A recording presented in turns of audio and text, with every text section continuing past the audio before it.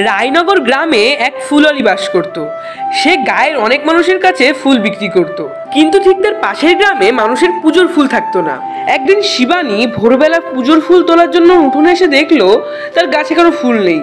সে অবাক হয়ে গেল। ঠিক তখনই পাশের বাড়ির দীপুর মা এসে বলল, দেখো না দিদি, তুমি কি আমাদের গাছ থেকে ফুল নিয়েছো?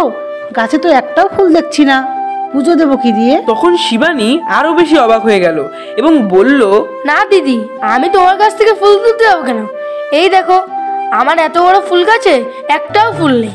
তারা আলোচনা করছিল, এমন সময় গ্রামের অন্য মহিলারা এসে বলল তাদের কাছেও নাকি ফুল নেই। এবার তারা সবাই অবাক হয়ে গেল, কারণ গ্রামের সবার বাড়ির ফুল একসঙ্গে উধাও হয়ে গেছে। তখন তারা সিদ্ধান্ত নিল, আমার মনে হয় কেউ ফুল চুরি করছে।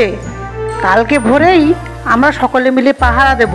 হ্যাঁ, ফুলচোরকে ধরতে হবে। তোমরা সবাই কালকে ভোরে এসো কিন্তু। হ্যাঁ, আমরা সবাই আসবো। পরের দিন ভোরে ফুলচোর বুড়ি যখন গ্রাম থেকে ফুল চুরি করে বাড়ির দিকে ফিরছিল, তখন রাস্তাতেই তাকে সবাই ধরে ফেললো এবং একজন মহিলা বলে উঠল, ফুলগুলো তুমি কোথা থেকে তুলেছো কাকিমা? এসব কাণ্ড দেখে বুড়ি ভয় পেয়ে গেল। তখন সে ভয়ে ভয়ে বলল, ওই পাশের বাজার থেকে কিনে এনেছি গো। নেবে নাকি তোমরা? আমাদের গাছের ফুল আমাদেরই কিনতে বলছেন কাকিমা?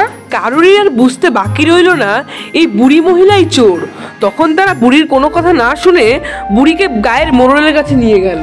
মোড়ল মশাই, দেখুন না, এই বৃদ্ধ মহিলাটা প্রতিদিন আমাদের গ্রাম থেকে প্রতি বাড়ি থেকে ফুল চুরি করছে, আবার বলে কি না ফুল বাজার থেকে নিয়ে এসছে। এখন আপনিই বিচার করুন। এসব কথা শুনে মোড়ল মশাই বললেন, এই তোমরা শান্ত হও, আমাকে এই বিচারটা করতে দাও। এই ফুলওয়ালি, তুমি নিজের মুখে স্বীকার করো, তুমি কি ফুল চুরি করেছো? কোনো উপায় না পেয়ে ফুলওয়ালি ফুল চুরি করার কারণ বলতে লাগলো। আসলে আমি খুব গরিব, আমি খেতে পাই না, সেই জন্যে আমি ফুল চুরি করে বিক্রি করে সংসার চালাই বাবা। বুড়ির মুখে এসব কথা শুনে সবাই খুব দুঃখ পেল এবং লজ্জিত হলো। তখন তারা বুড়িকে সবাই মিলে সাহায্য করলো এবং মোড়ল মশাই কিছু টাকা দিয়ে বুড়িকে নতুনভাবে আবার ব্যবসা শুরু করার জন্য অনুরোধ করলো। তখন বৃদ্ধ ফুলওয়ালি খুশি হলো এবং সবাইকে আশীর্বাদ করলো এবং বলল, তোমরা সবাই ভালো থাকো, তোমাদেরকে আশীর্বাদ করি, তোমরা আগামী দিনে অনেক উন্নতি করো। আমি আর কোনোদিন ফুল চুরি করবো না।